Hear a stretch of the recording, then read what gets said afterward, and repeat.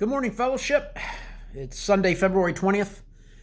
This week we found ourselves Isaiah 13 through 30, 2 Kings 18, 1 through 8, 2 Chronicles 29 through 31. That's specifically the story of Hezekiah, one of the few good kings of Judah, the southern kingdom. We were in Psalm 48, which specifically speaks of the heavenly city of Zion, the city that is to come, that actually descends from on high, from the recesses of the north, which is somewhere out there. And then the book of Hosea, and discussing, thinking about, contemplating the really challenging and difficult themes in that book, and what it means, and why God chose to speak to Hosea the way he did through those circumstances. Challenging book, especially for any of us that are going through difficulties in our own lives and wondering if the Lord is speaking to us through those things.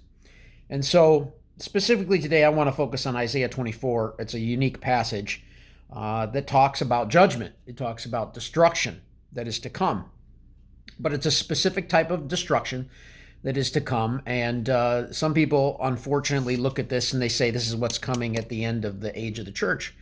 So let's take a look at that and see when this really is, based upon the clues that are given to us. So Isaiah 24, if I can get my glasses to go onto my face, that would be a good thing. So Isaiah 24, it says, "Behold, the Lord lays the earth waste." Okay, there's the first clue. He lays to it waste. And it says it distorts its surface and scatters its inhabitants.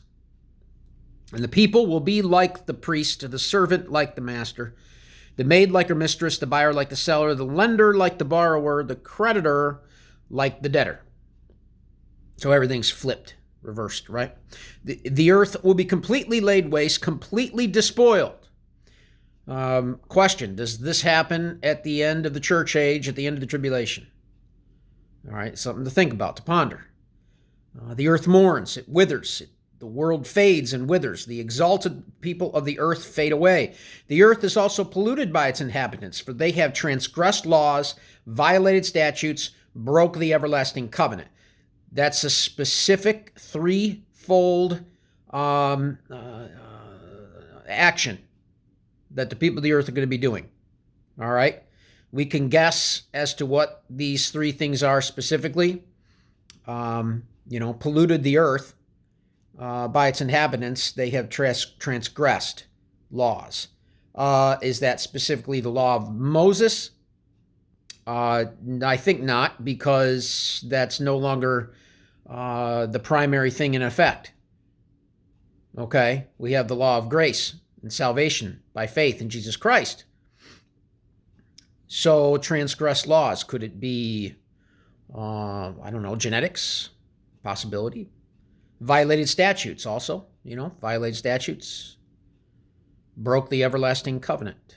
What is the everlasting covenant? Of grace through faith, life through Jesus Christ, in belief in him, repentance of sin, and turning from wicked ways. Therefore, a curse devours the earth, and those who live in it are held guilty. Therefore, the inhabitants of the earth are burned, and few men are left. There's no mention of salvation, restoration, resurrection. Something's going on here. Okay. The new wine mourns, the vine decays, the merry-hearted sigh, the gaiety of tambourines ceases, on and on and on. It's a poem, talks about this thing. The city, verse 10, the city is of chaos, is broken down. Every house is shut up so that none may enter. He goes on and on. Moving on here to verse 14.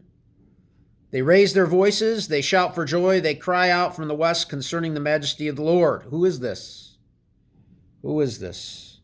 Well, it says as we go back a little bit, desolation is left in the city, and the gate is battered in ruins, for thus it will be in the midst of the earth among the peoples.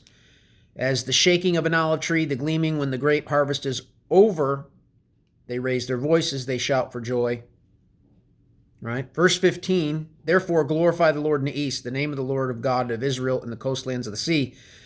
From the ends of the earth, we hear the songs, glory to the righteous one. Okay, so there's very few people left. The earth is being destroyed. The people obviously are just got done talking about earlier in the chapter there's hardly anyone left. They're all destroyed. Yet where's this rejoicing coming from? Why would there be rejoicing if everyone's being destroyed and killed? How could there be? There's no one left. What you're dealing with here is two different separate people groups. You have the people groups on earth that are being utterly destroyed. You have the people groups somewhere else. What is going on here? When is this? Specifically, what this is talking about is a time period that very few Christians understand because it's still a ways off. We have a lot of things that have to happen before we get to this specific period of time, but we will see it. Okay, let's finish it up. But I say, woe to me, alas me. This is Isaiah. He has this vision. The treacherous deal treacherously, and the treacherous deal very treacherously. Interesting language there. Terror and pit and snare comfort you, O inhabitant of the earth. So specifically, again, he's drawing distinction between the two people groups. Then it will be that he who flees the report of disaster will fall into the pit. He who climbs out of the pit will be caught by the snare. Here's the guaranteed proof of what I've been saying about two specific people groups. For the windows above the earth are opened, and the foundations of the earth shake. The earth is broken asunder. The earth is split through in two. The earth is shaken violently. The earth reels to and fro like a drunkard. It totters like a shack, for its transgression is heavy upon it. And it will fall, never to rise again. You know, when we talked about how when the Israelites left the land of Israel into the diaspora after Rome destroyed Jerusalem in 70 AD, the nation of Israel, the land of Israel, became a desert, a wasteland. It was that way until the Jews came back in 1948. The same goes for the earth. Based upon the deeds, the actions of people who live upon it. There is a connection between the earth and the children of Adam. There's no doubt about that. Look what even it says in the Bible. You know, if my people called by my name will humble themselves, pray. We know that passage. I will hear from heaven, forgive them of their sin, heal their land.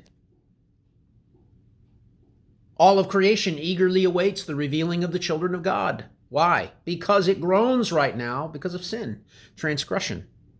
The transgression will be so bad that the earth itself will destroy itself because of the sins of people. This is a bad time. Far worse than now, if you can imagine. Well, when is this? Well, let's figure it out. It says this. It will fall, the end of verse 20, it will fall and never to rise again. So it will happen in that day that the Lord will punish the host of heaven on high and the kings of the earth on earth. Okay? They will be gathered together like prisoners in a dungeon. They will be confined in prison, and after many days they will be punished. Doesn't sound like the Bema judgment or doesn't sound like the last days.